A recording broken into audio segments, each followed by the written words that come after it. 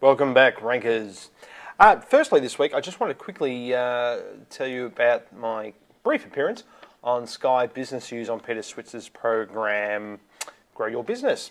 If you want to have a look at that, I'll put the link on the jimboot.com blog, and it's also in the newsletter, and it'll also be on the Stuart Media blog, and I probably should put it in the description of the YouTube video as well, which I'll do.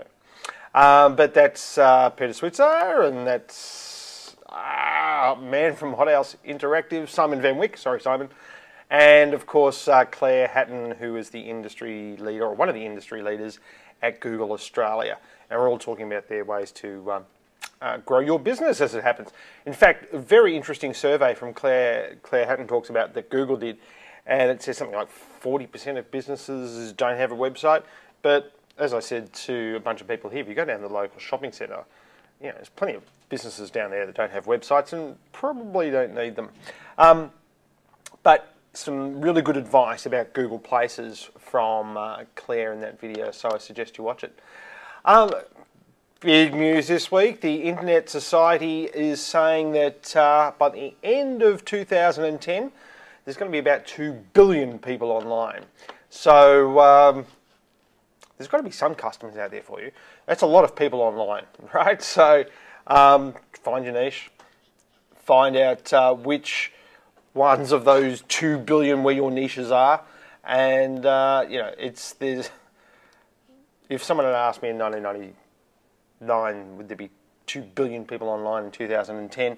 I probably would have said yes to be a smartass, but I never would have really have expected it. Now, finally today, I just want to take you through WordPress again, because we did the show last week, or was it the week before, where we showed that Matt Cutts was talking about WordPress and how Google wants you to do SEO, and Matt Cutts said that WordPress out of the box is pretty much set up for SEO. The jimboot.com blog, the blog where I get to bang on about stuff that no one else cares about except for a few nerds, is a WordPress blog. Now, it might be tempting sometimes for you or your developer to say, hey, why don't we try to trick Google and give Google lots of other content, or maybe cut our content a lot of different ways and show Google the same content but cut different ways. Maybe it'll think it's unique content and rank us higher because it shows that we've got more content. Well, Google's pretty clever. It gets around that pretty quick, and it will send you a message in Google Webmaster Tools if you've got it set up, telling you that you're doing that and to stop it. But one of the things that you can do when you're looking at things like that, if you've got a developer that's pretty keen on trying different tricks and those sorts of things, get them to go and have a look at how WordPress is set up. Now, what I've got switched on here, I've got Aramul's SEO for Firefox switched on, and it is highlighting all the no-follow links as red. So that means I'm saying to the search engines here, don't follow this RSS feed, all right? It's just a subscribe feed. It's just the same content that's on the site. I don't want you to go and have a look at it. That's out of the box with WordPress. Now, Matt Cutts is saying this is the CMS to look at if you want to have an idea of what Google likes with SEO. Then all these sections up here, these are all different categories. And then you'll see down here I've got all the tags, and you may notice that there's a theme that seems to be emerging with those tags. And every time I write a post on the blog, I add some tags to it about what it's about. And then the theory behind that is that I can go and click on those tags, and it says there's 22 blog posts about Stephen Conroy. And you see all of a sudden, though, everything is red.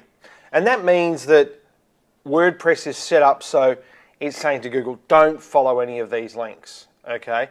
Don't worry about indexing this content because you already have, because these same categories that were up here are, and that were no follow deeper into the site, they're all follow off the front page. So I'm saying to Google, you can get to that content off the front page, but if the bot happens to wander into an area like this, then it's going to be pretty quickly shut down so that Google doesn't think I'm trying to trick it, or trying to set up duplicate content or any of those things. But WordPress, if you are a developer, has certainly got a lot to show you about what Google likes and what Google doesn't like, especially when you're talking about very large sites with a lot of content. Sometimes there's a temptation to show that content via different types of searches, and we've seen it happen time and time again. We've had to tell clients, like, sorry, it's not such a good idea, because Google's going to slap you hard when you try to trick it. All you should be trying to do to get Google's attention is just keep adding good content and just keep making sure that the site doesn't have any errors in Webmaster Tools, that everything looks really, the site performance looks great in Webmaster Tools.